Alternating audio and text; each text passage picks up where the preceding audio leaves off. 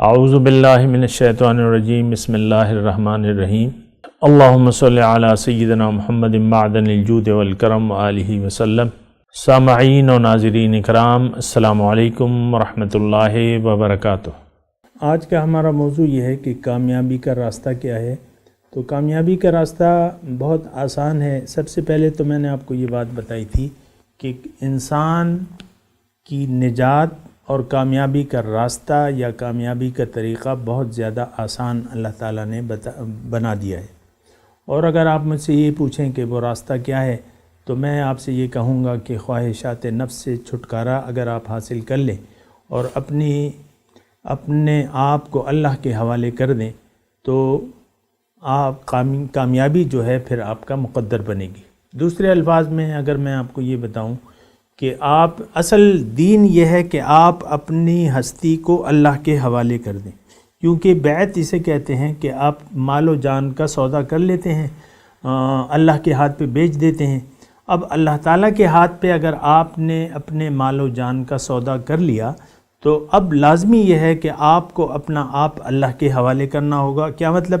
اپنی زندگی اپنی مرضی سے نہیں گزارنی ہوگی، ٹھیک ہے؟ اپنی مرضی سے زندگی اگر آپ نے گزارنے کی کوشش کی اور اللہ کی ہدایات کی تلاش نہ کی یا اس کی رضا جوئی کی کوشش نہ کی تو کامیابی پھر مشکل ہے۔ تو کامیابی حاصل کرنے کے لیے آپ نے اپنے آپ کو حوالے کرنا ہوگا اللہ کے، نمبر 1۔ اب اللہ کے حوالے کیا مطلب؟ اللہ کے حوالے کیسے ہم کر سکتے ہیں؟ تو اس کے لیے پھر یہ ہے کہ آپ کو اپنے آپ کو حوالے کرنا ہوگا رسول کے۔ رسول کے حوالے کرنے کا آج کیا طریقہ ہے کہ آپ کو آج ایک ایسا انسان دیکھنا ہوگا جو آپ کو اللہ کے راستے کی رہنمائی کرے، آپ کو یعنی رہنمائی دے، یا آپ اس کی انگلی پکڑ لیں یا آپ اس کا اتباع کریں یا آپ اس کی اطاعت کریں تو وہ آپ کو اپنی منزل مقصود تک پہنچا دے گا۔ اب اس میں بات یہ ہے، یعنی جو سمجھنے کی بات ہے کہ اگر ہم اللہ کے حوالے اپنے آپ کو کرتے ہیں یا رسول کے تو اس کا مطلب کیا ہے؟ اس کا مطلب یہ ہے کہ آپ اللہ کو منزل بنا کے اپنے آپ کو اللہ کے حوالے کر دیں۔ کیا مطلب؟ اپنی زندگی کے روز و شب جو ہے وہ اللہ کی مرضی سے گزاریں، کوئی بھی کام کریں تو وہ اللہ کی وجہ سے کریں، اللہ کی نیت بنا کے کریں اور اللہ کے لیے کریں۔ اپنے زندگی کو اللہ کے لیے وقف کر دیں۔ کیا مطلب؟ کہ آپ اپنی زندگی کو اپنی خواہشات سے باہر نکال لیں۔ جو من چاہیے آپ کی خواہشات ہیں کہ یہ کرنا ہے، میں نے یہ کرنا ہے، وہ کرنا ہے، اس کو چھوڑ کے اللہ کی رضاؤں کی تلاش کریں اور پھر اپنے آپ کو اللہ کے، اس کے رسول کے اور اس کے بندوں کے حوالے کر دیں، اور ایسے حوالے کریں جیسا کہ مردہ غاسل کے ہاتھوں میں ہوتا ہے۔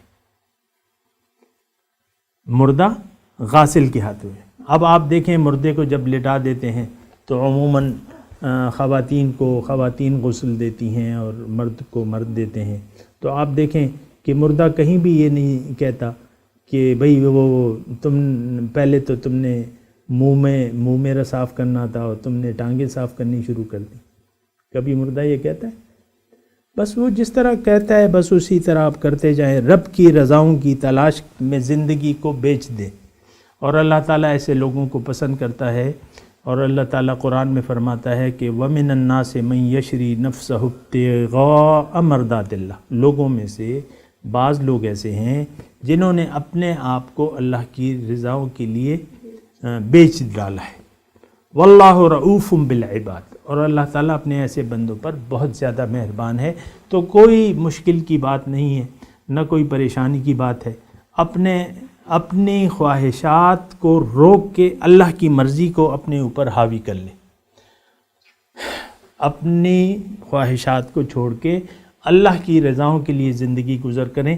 دیکھیں مختصر میں آپ کو یہ بات بتاؤں کہ اللہ تعالیٰ نے ہمیں اپنے لیے پیدا کیا ہے، ہم اللہ کو یعنی اللہ کے رسول کی دعوت کو قبول کر کے اس کے راستے پر جب ہم چل پڑیں، پھر آپ کی یہ کامیابی جو ہے جو آپ نے حاصل کی ہے اپنے ارادے اور نیت سے، اس کامیابی کو آپ نے محدود نہیں رکھنا بلکہ اوروں تک بھی پہنچانا ہے۔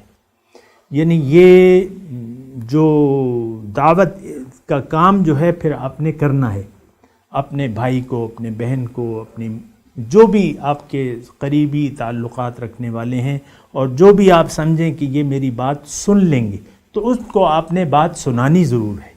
یہ بات نوٹ کر لیں. بعض اوقات ہم ایک آدمی کو بات سنا سکتے ہیں لیکن سناتے نہیں کہ بھئی میرا کیا کام پڑا ہے اور میری تو یہ ڈیوٹی نہیں ہے. ایسی بات نہیں ہے. آپ کا جو بھی قریبی ساتھی ہے آپ نے یہ دعوت کے کام کو پھیلانا ہے. یہ آپ کی ڈیوٹی ہے, یہ فرض ہے اور یہ ذمہ داری ہے. وآخر دعوانا ان الحمد للہ رب العالمین. مولاي صل وسلم دائما أبدا على حبيبك خير الخلق كلهم.